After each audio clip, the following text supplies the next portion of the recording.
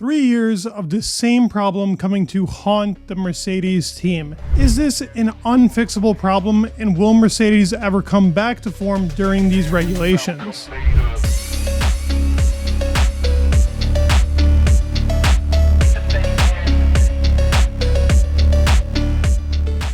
W15 showed off exactly where its weaknesses are here in Jeddah. We saw that with them changing a rear wing, high-speed corners is a big issue. There are positives and negatives to take from this race, and actual explanations as to why this car is struggling so badly in high-speed corners that I will go over with you. Before getting into this Mercedes video and talking about really the positives and negatives, I wanted to thank you guys for the support on the channel. Continuously, you guys surprise me with the support, the comments, the likes.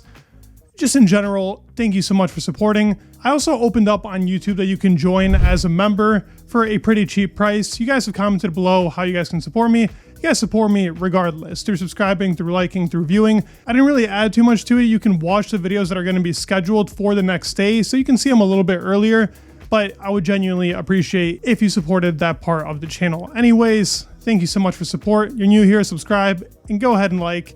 Let's get into the Mercedes video. I think the negative parts of the W15 is what most people want to hear, but I want to get into the positives first because there is some good light at the end of the tunnel. The actual Mercedes car has been struggling with inherent problems for these past 3 years.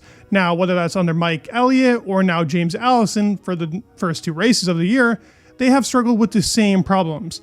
Usually it's been an issue with this kind of bouncing issue. At some point it was porpoising, but also they have not been good on tracks with low downforce. Any track with low downforce, they always struggled because the car struggled really badly with straight line speed. The positive note is they actually had a car that was quick in a straight line. They made that compromise.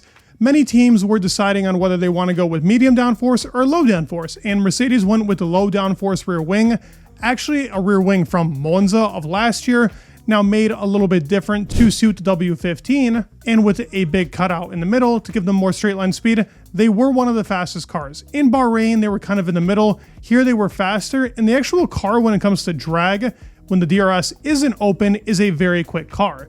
It's not the DRS effectiveness, but the actual drag in the car has been made much better than its previous predecessors of the W14 and 13, because that was a constant issue with them. They were so draggy, and the straight line speed was just so bad for them. Lewis Hamilton has also pointed out that for the W15, the changes they've made for the car are good ones. Moving the seat back, being able to actually kind of sit on the car and go into certain corners how you'd like to. The slow speed cornering and medium speed corners are not bad with a lot of downforce. This Mercedes car has always been suited to specific tracks during these new regulations. Barcelona has always been that kind of outlier. Silverstone's always been a good track for them. There are tracks with very little bumps where Lewis and George can really extract the full potential out of these cars. But on tracks like Jeddah and Bahrain, where they have to make a compromise, that's when the issues start arising, and that's when the negatives come out with the W15. They're working on eliminating this lingering weakness of the W15, but what are those lingering weaknesses, and what are the explanations as to why this car is struggling so bad, specifically in high-speed corners, because it looked like a tractor out there in Jeddah. The compromise that Mercedes needs to make between rear wings is very important. If you didn't know, the rear wing adds a lot of downforce, and from track to track gets changed depending on the downforce levels you need. Now, on tracks like Jeddah, you can compromise between a medium or a low downforce. The same can be said for a lot of other tracks on the grid, with the exception of really Monza and Monaco. On Monza, you gotta have low downforce extremely, and on Monaco, obviously the opposite with super downforce. But on any of the other tracks, Australia being the next one, or even Suzuka, you can make the compromise between going with high downforce, medium downforce, or low downforce. And this car has not really been tailored to take care of the base level of the car with specific wing levels. It seems like the car always operates really well with higher downforce tracks, because then it can sit on its car, the actual downforce is making it stick to the floor, and then they're not that bad in high-speed corners. But when they make that compromise, they don't have the real barn door, as I called it for the W14 and 13, to actually take care of the rear part of the car. They have bouncing issues. They spark a lot, and the drivers aren't as confident. Is the car quick? Yes, but they can't get the most out of it because of this bouncing issue. Hamilton has specifically pointed this out, and I remember watching in preseason testing James Allison talking about how the car was much better than before, the race pace is much better, the qualifying pace is much better. They even made the suspension changeable to where they could see where the car lays better depending on where it bounces more on which suspension layout, with more anti-dive or not. So they went with the layout with less anti-dive, but the car is still bouncing, and that was the biggest issue that Hamilton and Russell had in Sector 1. Now, Russell has been better at adopting with these new regulations of cars than Lewis has. Lewis has always been a slow starter, so I wouldn't really put any doubt as to how good he is. I think as the season goes on, he's going to start beating Russell, but it's close, definitely not far away, and Russell has been really good in qualifying ever since they've been teammates, and the better one in qualifying. Now, race day is where it matters, but it shows that George has more confidence in his car. Lewis has pointed out the rear is better, there is more confidence with this car, but when you bounce, all the confidence goes away because the car feels like it's just going to fly from under you. In Jeddah, with the low downforce setup, they were super quick in Sector 2 and Sector 3. That's why Lewis was able to defend. Obviously, he put in a masterclass of his own with the defending, but the actual car was set up to be better in Sectors 2 and 3. But when he had to try and overtake Norris, he couldn't do it. I mean, watching that onboard of Lewis going through that high-speed sector, which looked just clunky, and then you see the McLaren going through it, it's night and day.